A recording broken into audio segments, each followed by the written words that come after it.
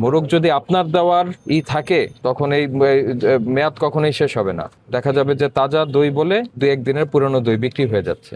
আসসালামু আলাইকুম। এই জিলাপির খামির কি দিয়ে বানিয়েছেন?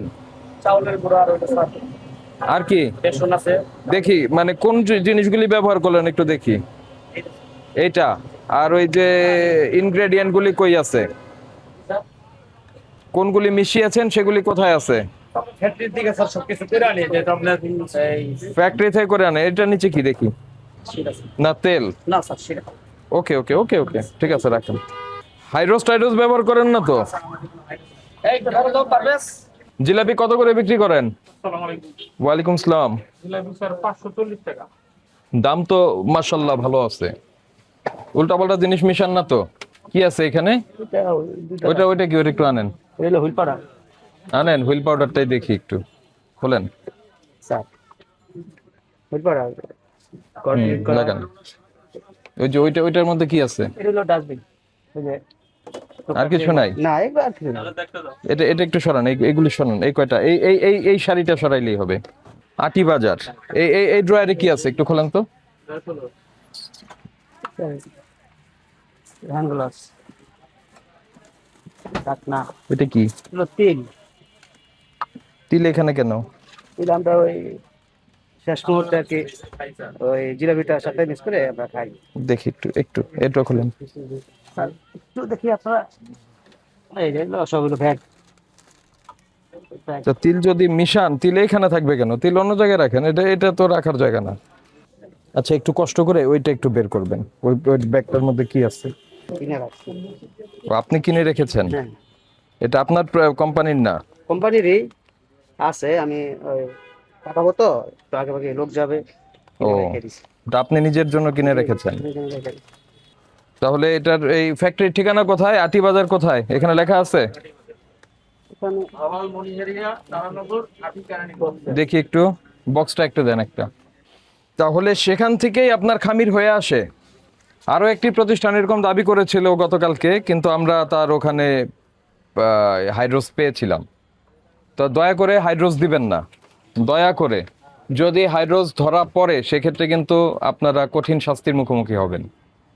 1 নাম্বার কথা হলো সোডিয়াম হাইড্রোসালফাইড, যেটা হাইড্রোস নামে আমাদের জিলাপির কারিগররা ব্যবহার করে, সেটি সুতার ফ্যাক্টরিতে ব্যবহার হওয়ার কথা। অনেকে আমাদের প্রশ্ন করে এটি সরকার তাহলে বন্ধ করে না কেন?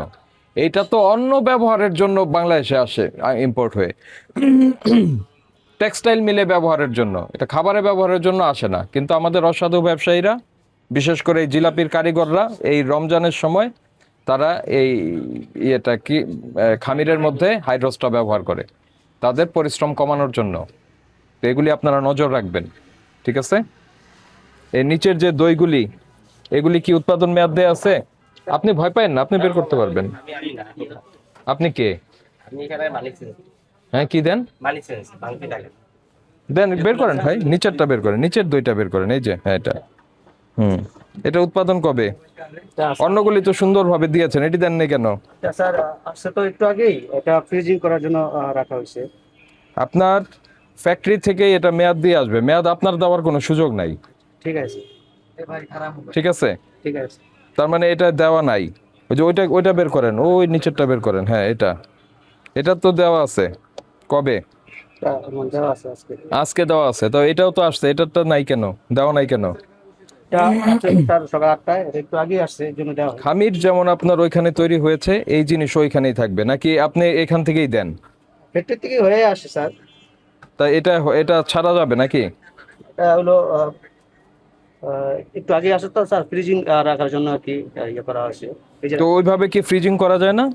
রাখা যায়, একটু নরম স্যার, এটা তো টাইট হলে লাগাই দেবো স্যার। এই তো আপনি লাগাইতে পারবেন না। আপনার কাছে যদি থাকে তাহলে কি ঘটবে জানেন? আজকের দিনের দই যেগুলি রয়ে গেল, আস্তে করে ওটা খুলে ফেলে দিয়ে আবার তাজা দই হিসাবে ওটার উপরে লাগাই দিবেন। ফ্যাক্টরি থেকে হয়ে আসবে, আপনার এখানে হবে না। ঠিক আছে। আপনাকে আজকে আমরা সতর্ক করে 5,000 টাকা ফাইন করছি, এটা লেবেলিং এর এই এই ইসের জন্য, ঠিক আছে? আচ্ছা ভাই, একটু আরেকটু কষ্ট দেই। এই যে এখানে যে বিভিন্ন রং ব্যবহার করেছেন, এগুলি খাবারের উপযোগী রং তো? আসেন ম্যানেজার সাহেব, আসেন। এই রংগুলি কি? এগুলো আমাদের অফিস থেকে বলছে এগুলো ফুড কালার।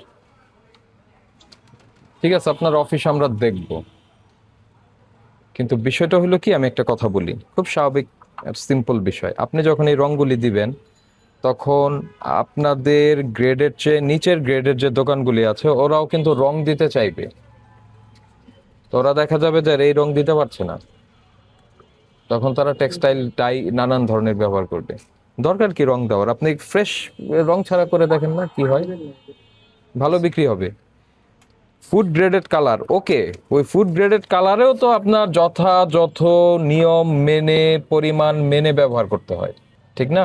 জি স্যার। তো দরকার কি, আপনারা যদি এই ধরনের কালার থেকে বেরোয় আসেন, দেখা যাবে যে আস্তে আস্তে সবাই বেরোয় আসছে। আর ওই মোড়কের বিষয়টা কিন্তু গুরুত্বপূর্ণ। অবশ্যই স্যার। মোড়ক যদি আপনার দেওয়ার থাকে, তখন এই মেয়াদ কখনোই শেষ হবে না। দেখা যাবে যে তাজা দই বলে 2-1 দিনের পুরনো দই বিক্রি হয়ে যাচ্ছে, তখন ভোক্তাদের কাছ থেকে এটা নেগেটিভ ইম্প্যাক্ট পাবে।